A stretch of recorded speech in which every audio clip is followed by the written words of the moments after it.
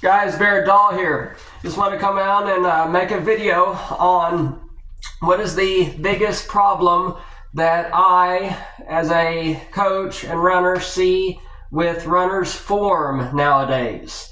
What is the biggest problem, the biggest dilemma with how they move? Runners of all ages, really. What is it that I have observed that is really, really wrong with their form, okay? So, the biggest problem that I have observed nowadays with many runners' form is that so many runners nowadays, they move their arms in circles when they run. Okay, their arms are going in front of their body in a circle. Okay, their arms are going, they're pumping them in a circle in front of their body. Almost, it's really, guys, it's almost like they're masturbating, going,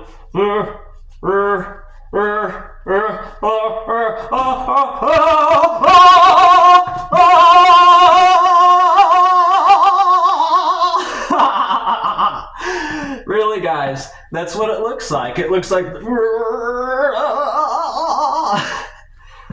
so your arms should not be doing that, okay?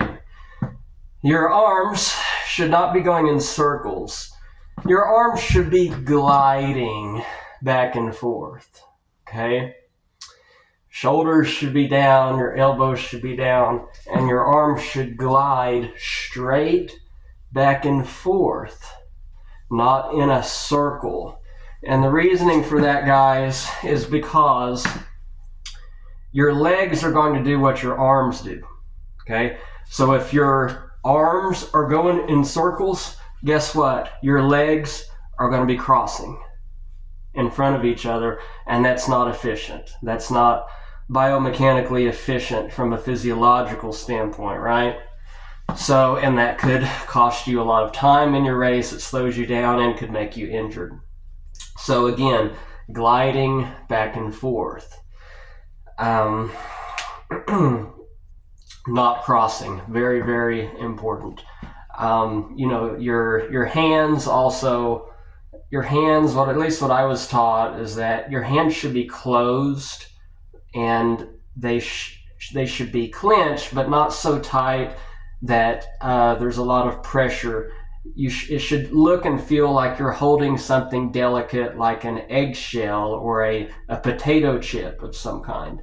Your hand should not, we see a lot of sprinters with their hands wide open, not clenched. They do need to be clenched, but they need to be relaxed. So, many years ago, when I was working with John McDonnell out of Arkansas, Fayetteville, most people are aware of who that is. Coach John McDonnell. He coached forever before he died.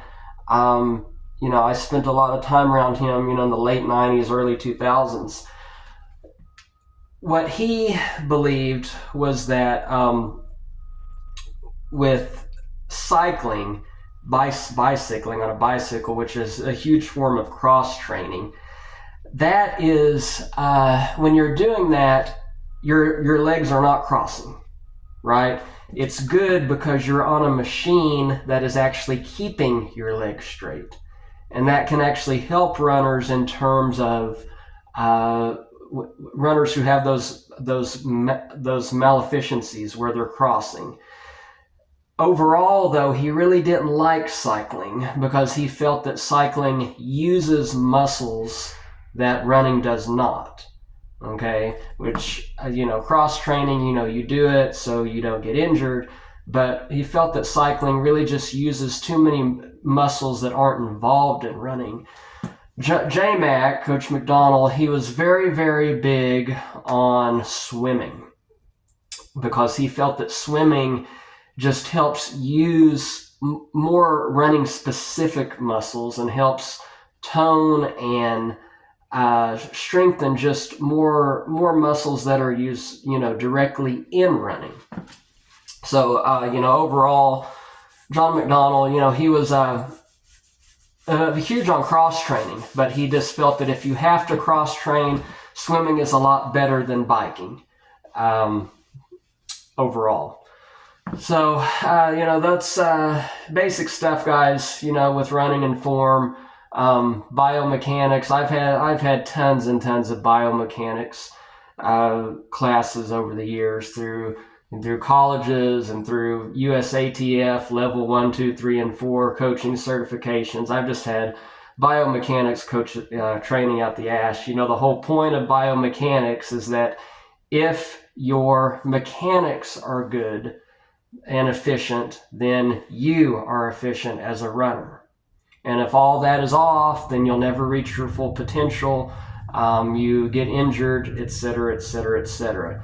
So, what else? Sound running. When runners run and you can hear them, you can hear them.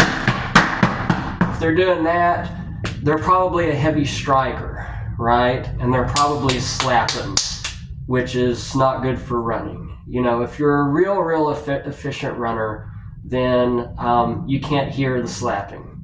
You're a light striker. You're so efficient. You keep your weight light, your stride light. You're up on your toes. You don't run flat-footed, which is another big problem with runners nowadays. So many of them run flat-footed, right? Stay on your toes, stay light, and you don't hear all that. If you hear like a horse galloping, that's a bad deal, and we need to try and change that, especially with our younger runners before they do it so long that they become accustomed to it. But, with biomechanics and coaching, guys, it really all comes down to teaching an old dog new tricks. A lot of times runners have been, if we don't catch them at a young age and fix their form at a young age, then they start doing it so long that they can't change it and don't want to change it. And it becomes harder for us as a coach to try and change that, right? Because as the old saying goes, you can't teach an old dog new tricks. You want to teach a young new dog the new tricks so they become a good runner, right? So there you go, guys. We have so many people now in running and coaching that really should not be involved in it. So many people now that are that have no knowledge about the sport.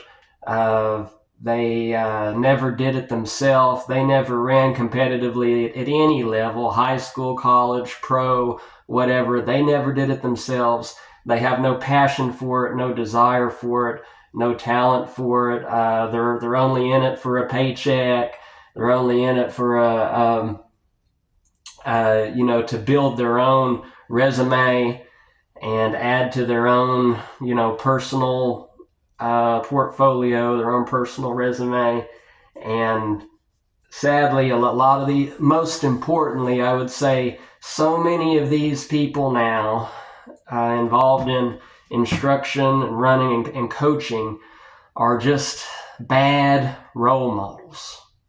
Okay, they're just bad ethical people of low moral character, bad morale, bad ethics, many involved in downright criminal behavior.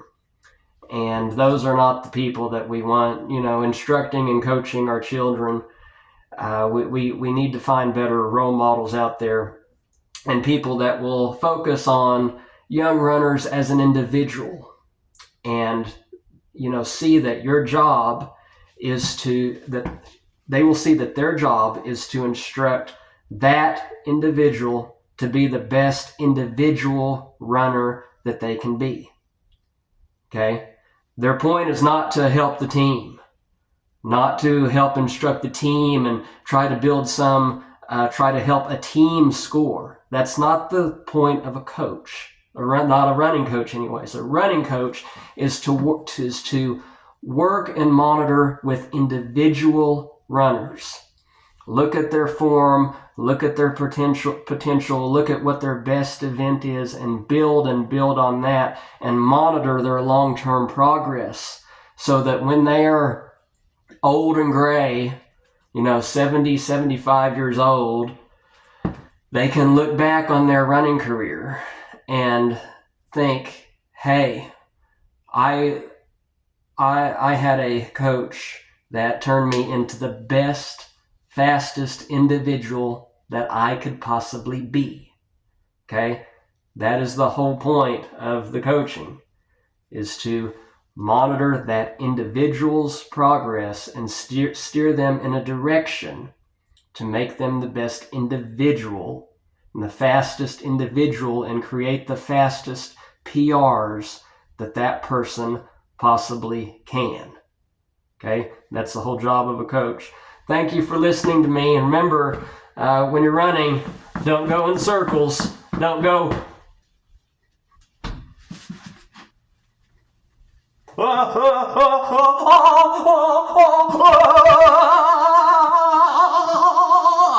Don't do that.